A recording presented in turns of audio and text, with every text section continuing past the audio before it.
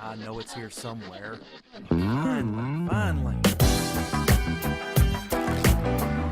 Oh, it's time for the doctor.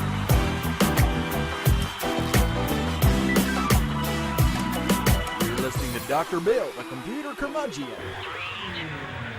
Take it away, Doctor. Well, it's that time again, and the doctor is in. It's time once again for Dr. Bill, the computer curmudgeon. And this is our 399th show. Next week is the big one. The big 400, maybe, is a better way of putting it. But at any rate, our 400th show also celebrates 10 years that I've been doing the show. Well, yes, 10 years I've been doing the show. Earlier we had our 10th anniversary of doing the blog, but now we're talking about the actual show. 10 years. Yes, been at it a while. Anyway, yes, Fred, they even watch an old geezer like me. Fred, of course, in case you aren't aware, is my imaginary friend. So you can't hear him, but you can read his comments on the screen. Which, I'm sorry about that. What? You know, he rarely makes pithy statements. See? Okay, for those of you, like I said, that aren't aware, he is my imaginary friend. Don't worry about me. I'm fine. Yeah. Where was I headed? Oh, yeah, the show. We are proud members of the Tech Podcast Network, techpodcast.com. If it's tech, it's right here on Dr. Bill, the computer curmudgeon. We are also proud members of the International Association of Internet Broadcasters. Yes. Oh, look.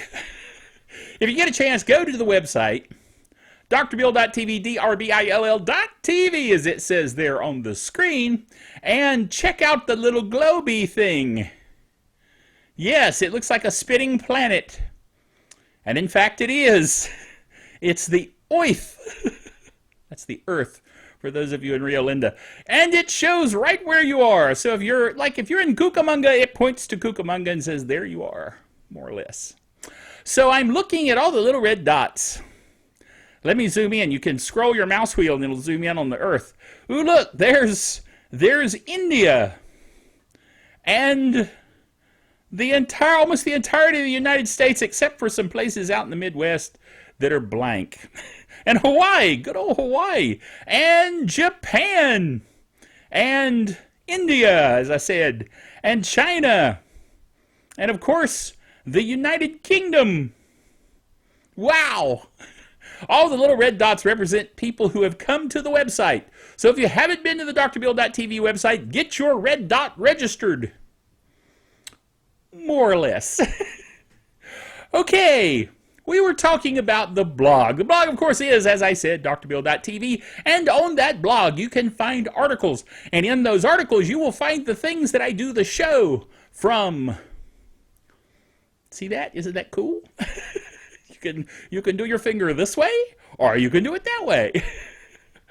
I don't know. That's just amusing. At any rate, Alphabet. You know, Alphabet is not just A, B, C, D, E, F, G, H, I, J, K, L, M, N, O, P, Q, R, S, T, U, V, W, X, Y, Z. Although, that does qualify. Alphabet is also the name of the company that they created to take over Google, sort of. In other words, the creators of Google decided to have a company that's over Google. Again, I'm playing with the finger there. Anyway, so they decided to come up with a new motto. You know, the old motto of Google was "Don't be evil."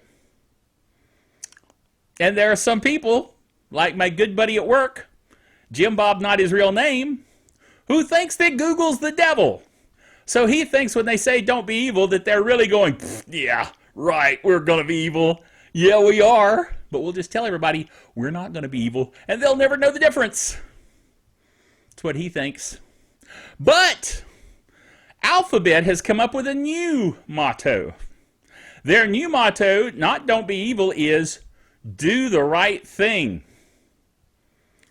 Now, if we compare don't be evil with do the right thing, I would say do the right thing is at least a little more active.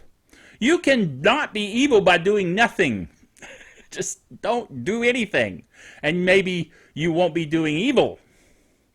You'll be boring, but you won't be doing evil. But at any rate, to do good requires action. Yes. So, do the right thing. Now, here's the thing about that. Let me say this about that. Doing the right thing depends on what you think the right thing is to do. Yes, yes, Fred. Yes, I am quite proud of myself for figuring that out. At any rate, Fred tries to keep me straight. That's probably quite true. But at any rate, I digress. The point is, don't be evil, replaced by alphabets, do the right thing. Now, as I say, the thing is, what is right to do depends on your moral compass, your worldview, shall we say. So we'll see what they do to do the right thing. Yes. Now, however, this week was kind of a googly week. Matter of fact, the blog is rather short because there wasn't a whole lot of other tech news that of interest to me. But being a googly kind of guy, you know, I have a Nexus 10. I have an Android phone. I have a Google account, obviously, Google+. I have all kinds of googly things. And they announced a bunch of new googly things that I quite like the look of. One of which is the Google Nexus P 6P phone. Not P, 6P phone. See, there's already been a Google Nexus 6 phone. But this is the next iteration, the 6P. So, I like the look of this phone. I've got an article here in the blog, information from the Google Nexus announcements, that kind of covers what they talked about. They talked about the Nexus 5X phone, which is a 5.2-inch phone, which I'm finding hard to say, but they also have the Nexus 6P, which is a 5.7-inch phone. Yes, I have big hands, as you can see, compared to my head. So I like big phones, okay?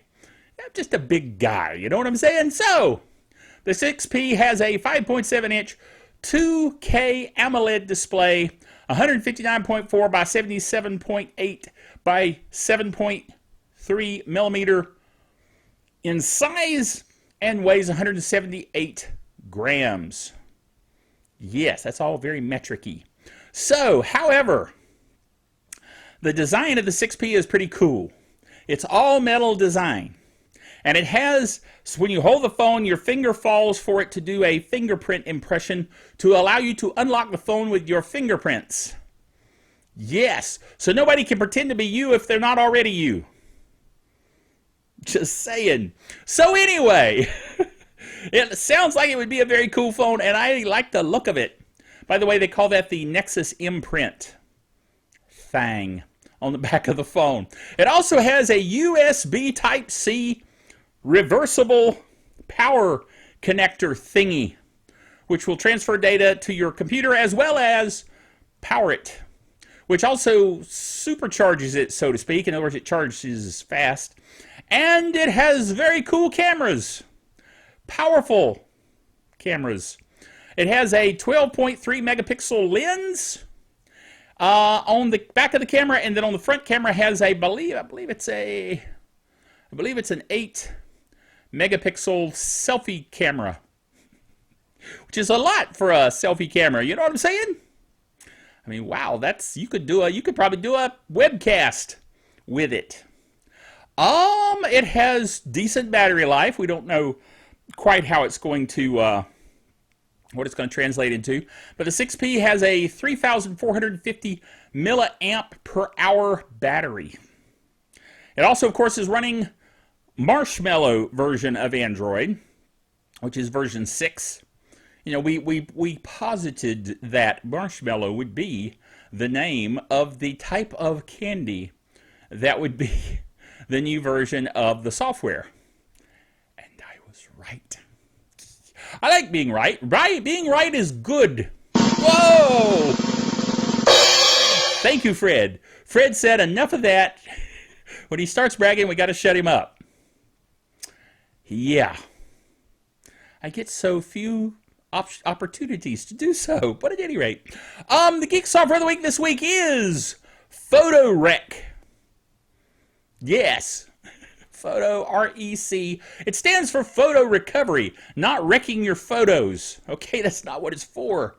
It's wrecking your photos. No, PhotoRec is photo recovery. It's if something goes wrong on your hard drive and you have a bunch of photos there, this will go in and fix it. That's pretty cool. Gotta admit. People get really, I mean, I know I am real picky about my photos. I want them around forever. Longer, if possible. So, we're talking about FAT, NTFS, ext2, which would be Linux, ext3, ext4 types of file systems, more file systems, I think. Let's see what all file systems we're talking about here. No, that was the list. That was the list. But at any rate, cool. I mean, this is talking about like Linux and Unix and DOS machines, like you have one of those still laying around. And of course, your Windows and Mac boxes. Okay, mostly Windows, because I don't think this is Mac software at all. I think it's only Windows. Yes, and Linux. So, you can tell I did a lot of research on this one. But anyway, you read it for yourself. Go to the website. The website is cgsecurity.org/wiki/photorec. R-E-C rec. Okay, check it out. It will fix your photos if they're messed up. Now, it won't fix them like if the person is out of focus or anything. We're not talking about that. We're talking about recovering them off a hard drive that was going to croak. Okay? All right, and then finally, like I said, this is a short one this week. I do continue the Nexus and Googly news over on the Chromist netcast, which is coming soon. Coming soon to a YouTube near you. So, oh, by the way, before I do the last story, let me tell you this. The giveaway is next week, when the Game Master will join me and do the giveaway, as is our tradition. And you can enter to win a free Chromecast. Dude. Now, this is the classic Chromecast. Not the new one, but the classic one. Yes. So, dude, send me your email address by sending me an email. That's how we're going to do it. Last week I said I wasn't sure how we're going to do it. That's how we're going to do it. But you got to do something special. You ready? Do this. Put your subject line as... Now, if you don't put your subject line as what I'm about to say, it won't go into the drawing, okay? You ready? Chromecast. Can you remember that? Yes, Chromecast. You can even say Chromecast giveaway. But as long as you got the word Chromecast in the subject line. The subject line is the line where it says subject. When you go to type your email. Just being clear, you know? Okay, I'm not trying to demean you or say that you didn't know what a subject line was. Of course you know what a subject line is. I know what a subject line is. I also know where my water is. You should always know. I hit my microphone again. I tend to do that when I get water. But you should know where your towel is, and you should know where your water is. Which in my case is in my mouth, because that's what I needed, was a drink of water to keep my throat from drying out. It's getting better. It seems as we get into the... This is odd. As we get into fall, it seems to not dry my throat out as much as it does in the summer. But then in the winter, that's when most people have problems with dry air. I don't know. Because of heaters, I guess. But anyway, I'm digressing again. I tend to do that. Cortana won't be available on the Xbox until next year. You'd figure, since it's a video game character named thing, that they would put Cortana on the Xbox before they put it on the PC. But they included it in Windows 10, but they haven't included it in Xbox yet. But they will next year. So, our plan is to add Cortana to the Xbox One Experience preview later this year, meaning this year. However, it won't be officially in production until 2016. It's not clear what caused the delay. There was no mention of the 2016 date back in June when Microsoft first detailed the Cortana integration into the Xbox One. In a promotional video at the time, Microsoft said Kinect was required for Cortana speech recognition, so it's possible the rollout delay could allow the company to make the digital assistant work just with a headset, which would be a good idea because not everybody has the Kinect, okay? So despite the change, Microsoft is still pressing ahead with the new Xbox One Experience preview. The software maker is adding more Xbox One preview members to the dashboard test this weekend. So there you go. Like I said, you'd think Cortana would be in the regular Xbox before it was in a PC, but so there you go. And my PC is always saying, "Hi there, I'm Cortana. What can I do for you?" Which is sometimes odd. I mean, look at it this way. I have my watch where I can say, "Okay, Google," and tell it to do things. I have Alexa in there. Got to watch it when you say her name because she'll say something. Like, for instance, if I say, "Alexa, what time is it?" It's 3:22. She said it's 3:22 as I record this right at this moment. So, on a Sunday afternoon. But there you go. So I've got all these things I can talk to. I talk to humans too. But I have all these devices I can talk to. It's kind of odd. I feel like I'm in the future. Wow. I'm living in the future. So, remember 2 things at least. Can you do that for me? 2 things. 1, send me an email to get into the Chromecast giveaway for next week with the word Chromecast in the subject. That's 1. And then 2, let's make that 3. Okay, we'll throw in an extra one just to be clear. So do that, okay? And then subscribe to our YouTube channel because we're trying to hit 500 subscribers by the 400th episode. Okay? So how many we got? We got the Chromecast email with Chromecast in the subject. We've got registering for our YouTube subscriber, which some people did last week. I appreciate that. So keep it up. If you haven't subscribed, go ahead and subscribe to YouTube. That would be good. To the Dr. Bill Bailey site on YouTube. Okay, not just YouTube generally. If you haven't done that, where have you been? Anyway, so I said there was a third thing. Let me drink my water.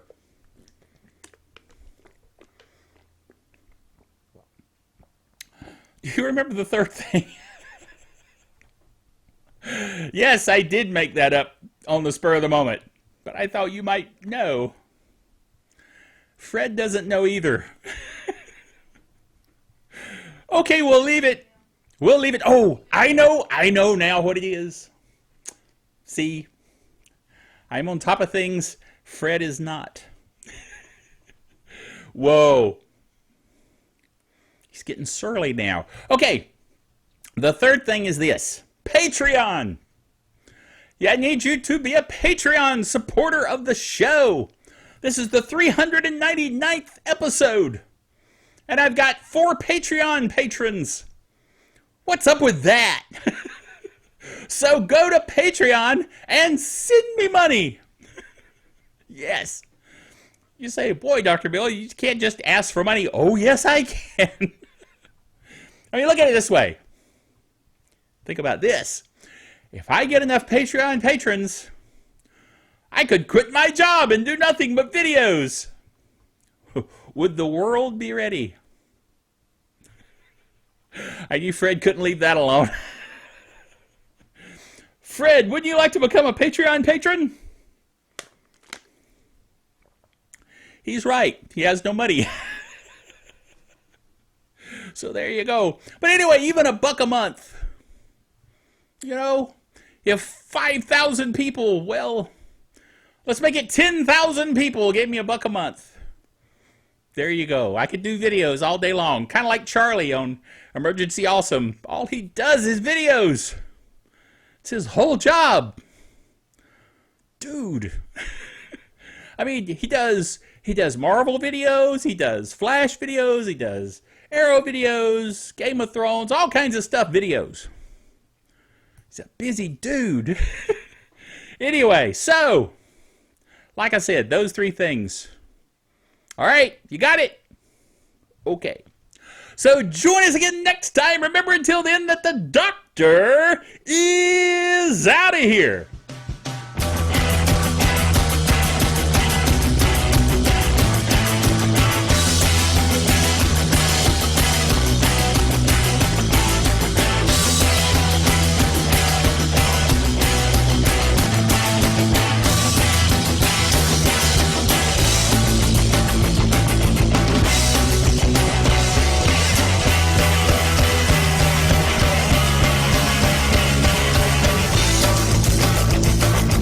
Dr. Bill, the Computer Curmudgeon, is a production of DrBillDaily.net with all the honors, rights, and privileges thereunto appertaining.